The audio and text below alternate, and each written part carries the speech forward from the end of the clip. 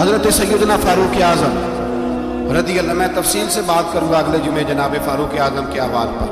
حضرت عمر فاروق رضی اللہ تعالیٰ عنہ بدر کے میدان میں جب نکلے نا بدر میں، تو حضرت عمر سے حضور نے تجویز مانگی، فرمایا صف بندی کیسے کریں، کس طرح لڑنا ہے؟ جناب عمر فاروق رضی اللہ تعالیٰ عنہ کہنے لگے حضور یہ جتنے آئے ہیں نا کافر لڑنے، یہ کسی کا کوئی چچا لگتا ہے، کسی کا کوئی ماموں لگتا ہے، کسی کا بھائی ہے، کسی کا بیٹا ہے، تو محبوبہ صف بندی کی کیا ضرورت ہے؟ جو میرے رشتہ دار ہے میرے حوالے کریں، میں گردنیں کاٹ کے آپ کو دیتا ہوں۔ جو ابو بکر کے رشتہ دار ہے وہ ابو بکر کے حوالے کرے، وہ گردن کاٹ کے دے۔ جو علی کا کچھ لگتا ہے وہ علی کے حوالے کرے۔ ہم دنیا کو بتائیں گے کہ اشداء علی الکفار، اشداء علی، اس کے لیے ہمارے پاس سختی ہے، کوئی نرمی، وہ ہمارا سگا بھی ہو تو اس کے حق میں کوئی نرمی۔ حضرت عمر نے اپنے سگے ماموں کی گردن کاٹی بدر کے دن، سگے ماموں کی۔ حضرت ابو عبیدہ بن جراح، سنو، اسلام امن کا درس دیتا ہے، محبت کا درس دیتا ہے، بھائی اسلام ہی تو امن کا درس دیتا ہے، پر جڑی بوٹی کاٹنا بد امنی نہیں ہوتا، ظالم کا ہاتھ پکڑنا بد امنی، اور امن والے اور ہوتے ہیں بزدل، ان دونوں میں فرق ہوتا ہے۔ امن والا بننے کا کہا گیا ہے، بزدل بننے کا کہا۔ میرے نبی پاک نے جو بدر میں تلوار اٹھائی تھی، زرہ پہنی تھی، حضور علیہ السلام نے لوہے کی جیکٹ پہنی تھی، تو وہ بھی میرے رسول پاک نے امن کے لیے ہی پہنی تھی۔ میرے نبی پاک صلی اللہ علیہ وسلم نے احد کے دن جو ہتھیار اٹھائے تھے تو وہ بھی امن کے لیے اٹھائے تھے، وہ بھی امن کے لیے حضور نے ہتھیار اٹھایا تھا۔ ہتھیار اٹھانا بد امنی کی علامت نہیں ہوتا میرے بھائی، یاد رکھ۔ حضرت ابو عبیدہ بن جراح نے میدان بدر کے اندر جب جنگ کا تبل بجا، حالات بگڑے، جناب ابو عبیدہ بن جراح کہتے ہیں تاریخ نے ایک عجیب موڑ پہ مجھے لا کے کھڑا کیا۔ آپ فرماتے ہیں میرے لیے اللہ نے جو آزمائش رکھی وہ سب سے بڑی رکھی۔ فرمانے لگے جب میں میدان میں نکلا تو کافروں نے میرے سامنے جس کو لا کے کھڑا کیا وہ میرا سگا باپ تھا۔ اور فرماتے ہیں اب مشکل بن گئی، عشق تیاگ دو ایک برابر تے عشق دا سیک بدھیرا، اگ تے ساڑے ککھ تے کانے تے عشق ساڑے تن میرا، اگ دا دارو می تے پانی، کوئی دسے ہیں عشق دا دارو کیڑا، بلے شاہ تھے کچھ بھی نہیں بچدا جتھے عشق ہوراں دا ڈیرا۔ فرمانے لگے اب میرے لیے سامنے باپ، ادھر بیٹا۔ آپ فرماتے ہیں دو رستے تھے، باپ بچاؤں یا رسول اللہ کا دین بچاؤں۔ ایک منٹ تھا فیصلہ کرنے کے لیے کہ ابا بچے گا یا دین بچے گا، کفر بچے گا یا اسلام بچے گا۔ فرماتے ہیں میں نے منٹ پورا نہیں سوچا، میں نے تلوار اٹھائی، باپ کی گردن کاٹ کے گرائی اور رسول اللہ کا دین بچا لیا۔ باپ کی گردن کٹ کے گری اور نبی پاک کا دین بچ گیا، بچا لیا رسول اللہ کا دین۔ حضرت عمر نے ماموں کو مارا۔ حضرت مصعب ابن عمیر کہتے ہیں تاریخ مجھے بھی لا کے کھڑا کرتی ہے بدر کے میدان میں، تو کفر کا لبادہ اوڑھ کے جب سامنے آیا تو وہ میرا سگا بھائی تھا، سگا بھائی۔ ہزاروں قومیں وجود میں آئیں دھار میں خشک تر کے رشتے سے، پر ہم نے بنیاد دوستی رکھی یاد خیر البشر کے رشتے سے۔ سگا بھائی کفر کا نمائندہ بن کے سامنے کھڑا ہوا۔ مجھے اکٹھے کھیلنا بھی یاد تھا، مجھے ایک برتن میں روٹی کھانا بھی یاد تھا، ایک ماں سے لوریاں سننا بھی یاد تھا۔ فرماتے ہیں یہ سارا کچھ یاد تھا، پر اسلام کے حق میں دیا ہوا خطبہ جو محمد عربی نے دیا تھا وہ بھی مجھے یاد تھا، مجھے رسول اللہ کی بتائی ہوئی باتیں بھی۔ فرماتے ہیں میں سارا کچھ بھول گیا، پر مجھے اپنے رسول کا پڑھایا ہوا سبق نہیں بولا، وہ مجھے یاد رہا۔ میں نے پھر سگے بھائی کی گردن کاٹی اور میں نے وہ گردن کاٹ کے حضور کے پاس پیش کی، اور میں نے دنیا کو بتایا کہ ہمارے لیے اصل وہ ہے جو ہمارے رسول ہمیں حکم ارشاد فرماتے ہیں۔ یہ رشتے ہمارے لیے اصل ہمارے جی اچھے تعلقات ہیں۔ کون سے اچھے تعلقات؟ کون سے اچھے تعلقات؟ میرا ایک دوست مجھے کہنے لگا امریکہ تو پیار ہی بڑا کرتا ہے ہم سے۔ میں نے کہا بالکل، قصائی بھی بڑا پیار کرتا ہے بکرے سے، بڑا پیار ہوتا ہے۔ آپ جو قربانی کے بکرے لائے تھے آپ کو پیار نہیں تھا؟ ذبح کرنے سے پہلے اس کو پانی بھی پلایا، چارہ بھی کھلایا، غسل بھی کرایا، پر آخر میں کیا کیا؟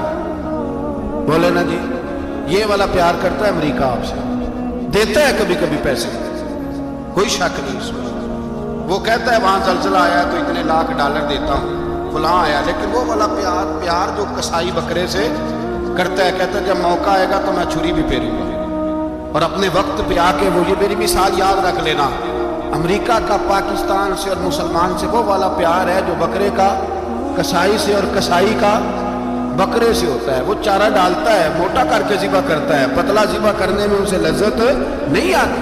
وہ بھائی یاد رکھو، حضرت ابو بکر صدیق رضی اللہ تعالیٰ، عرب کے لوگ جب جنگ کرتے تھے تو ایک ہاتھ میں ڈھال پکڑتے تھے، ایک ہاتھ میں تلوار پکڑتے تھے، لوہے کی ڈھال۔ جب دشمن حملہ کرتا تھا تو ڈھال آگے کرتے تھے، وہ کئی دفعہ ٹکرا کے ڈھال سے تلوار گر جاتی تھی۔ حضرت ابو بکر صدیق میدان میں نکلے، بیٹا کافروں کی طرف سے لڑنے آیا، سگا بیٹا، اور میرے مصطفیٰ کریم نے فرمایا اولاد بزدل کر دیتی آدمی، پر جب ایمان پختہ ہو تو پھر صحابہ نے اس بزدلی کی بھی پرواہ نہیں کی۔ سگا بیٹا کافر کی جانب سے آیا، حضرت ابو بکر صدیق نے تلوار سے حملہ کیا، بیٹے نے ڈھال آگے کی۔ جب صاحبزادے نے ڈھال آگے کی نا تو حضرت ابو بکر کی تلوار لوہے کی ڈھال سے ٹکرائی، تلوار گر گئی۔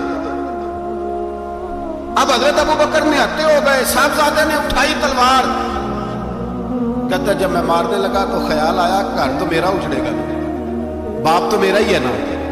صاحبزادے کہتے ہیں میں ابو بکر صدیق کو چھوڑ کے چلا گیا، بعد میں مسلمان ہو گئے، کلمہ پڑھ لیا، ایک دن گھر میں بیٹھے تھے تو بات شروع ہو گئی۔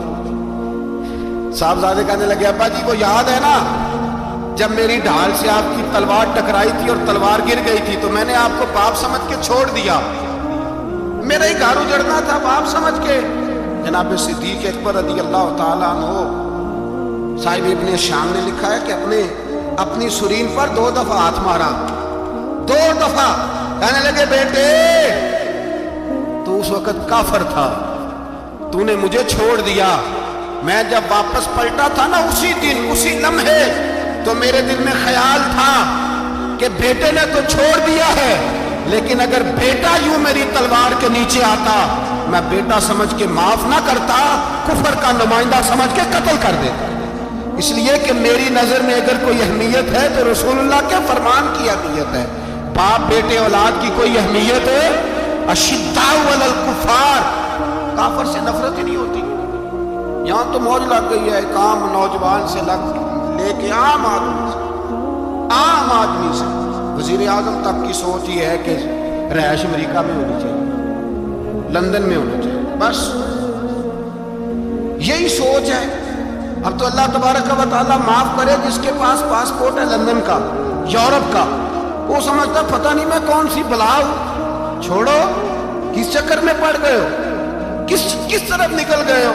صدر صاحب امریکہ کے صدر کے ساتھ فوٹو کھچاتے ہیں تو وہ 2 فٹ اونچا ہو جاتے ہیں، بس کرو یار، یہ کمزور لوگوں کی علامت ہے، کمزور لوگوں کی۔ حضرت عمر فاروق رضی اللہ، مجھے پلٹ کے یاد آتے ہیں سیدنا فاروق اعظم، حضرت فاروق اعظم رضی اللہ تعالیٰ عنہ سے عیسائی بادشاہ نے کہا میں ملنا چاہتا ہوں، آپ فرمانے لگے ٹائم نہیں، جو تجھے ملنا ہے وہ مدینے کے غریبوں کو نہ ملوں گا، وہ رسول اللہ کے نوکروں کو نہیں ملوں گا، تجھے مل کے کیا کرنا ہے؟ میں انہیں ملوں گا جن کے لبوں پہ رسول اللہ کا درود جاری ہے، جو مصطفیٰ سے پیار کرتے ہیں، مجھے تجھ سے ملنے کی کوئی ضرورت ہے؟ ہمارے ہاں وہ نفرت نہیں کفر کے لیے جو مسلمان کے دل میں ہونی چاہیے، وہ مزاج ہی نہیں ہمارا، وہ شعور ہی نہیں۔ ہم جب بھی اتحاد کرتے ہیں کافر سے اتحاد کر کے اپنے ہی بھائی کو مارنے لگتے ہیں۔ وہ دی لڑائی ہو رہی تھی، بھائی کا بھائی سے اختلاف نہیں ہوتا گھر کے اندر، پھر وہ دشمنوں کو بلا کے لاتا ہے کہ میرے بھائی کو مارو۔ ایسا ہوا ہے کبھی؟